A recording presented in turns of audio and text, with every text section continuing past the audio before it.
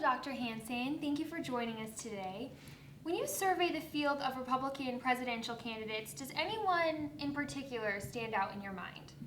That changes each week, doesn't it? But I think the more viable, we haven't had a primary yet, so we don't know. But right now, the more viable in the long term, I think, are people like Rubio and probably Carly Fiorina seems sensible. Donald Trump has energized the field. He really has. He's got the ratings of television way up. He's made them much more energized, his rivals. I don't think he's a sustainable candidate, but everybody's been wrong about that. But the people that everybody thought were going to be the most durable were Jeb Bush, Scott Walker, and so far that hasn't been true. Now, Donald Trump has been leading in most of the recent polls. Do you think his candidacy is a summer fling with the voters? Do you not foresee him as being a long-term contender? It's like a martini. It tastes really good and it relaxes you. And then if you keep drinking, it'll kill you. So he's good for the Republican Party now, but they have to find a way to channel his energy and not alienate his base. Or he has to change and get a detailed agenda. So far it's tremendous, wonderful, I'll make your head spin, but no specifics. What issues or specifics do you foresee dominating and defining the conversation during the primary and general elections? Well, I think it should be two. It should be the debt. We're going to approach $20 trillion in debt. And should the interest rates be anything other than 0% as they are now, we could talk a third of the budget just to service the debt that we've run up the last 7 years. And then the collapse of American foreign policy in the Middle East and the dangers that from the Iran deal to ISIS to the entire region with the immigration to Europe. And then there's other issues that really caught on that Trump created the interest in illegal immigration.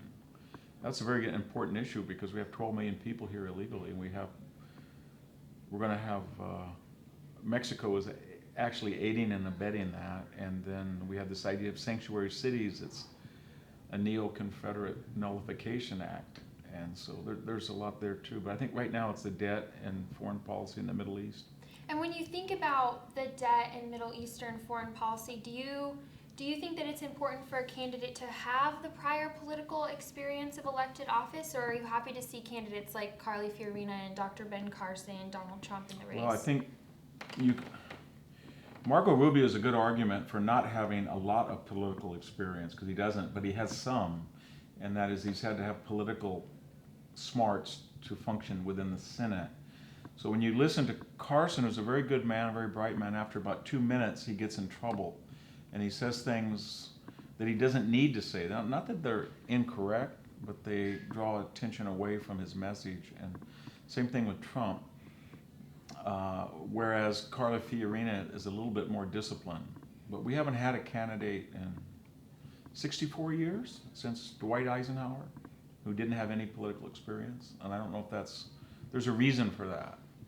And every time one of these guys comes out of the shadows, they don't last, whether it's Ross Perot or somebody else. And on the Democratic side, do you think a candidate like Bernie Sanders could plausibly unseat Hillary Clinton from the Democratic nomination? No, not at all. He's like Howard Dean. He hasn't had his scream yet, but he will fade.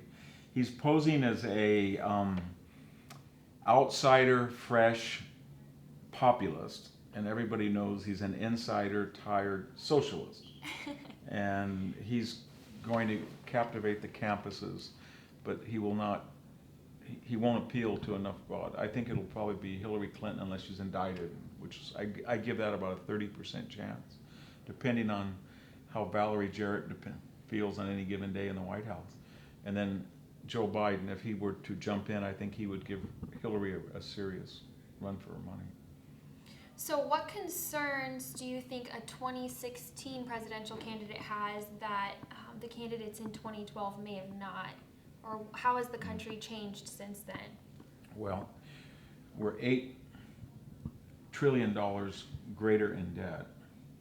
We've had zero interest rates for 7 years, and that's transferred trillions of dollars out of the pockets of the passbook holding middle class into the stock market. And if we had this conversation in 2012, we didn't really, Iraq hadn't blown up. We didn't have Mogadishu in the Mediterranean and Libya quite yet. ISIS was, as the president said, a JV organization.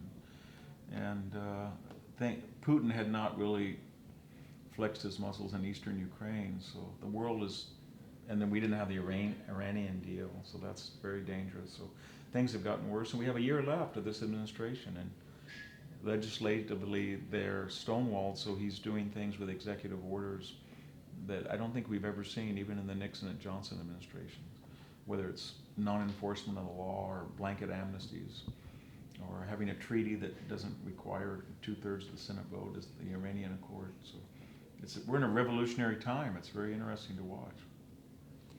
And you just taught a course at Hillsdale College on historical leadership, ancient and modern. What leadership qualities do you look for in a presidential candidate? Well, I think the most important is courage, audacity.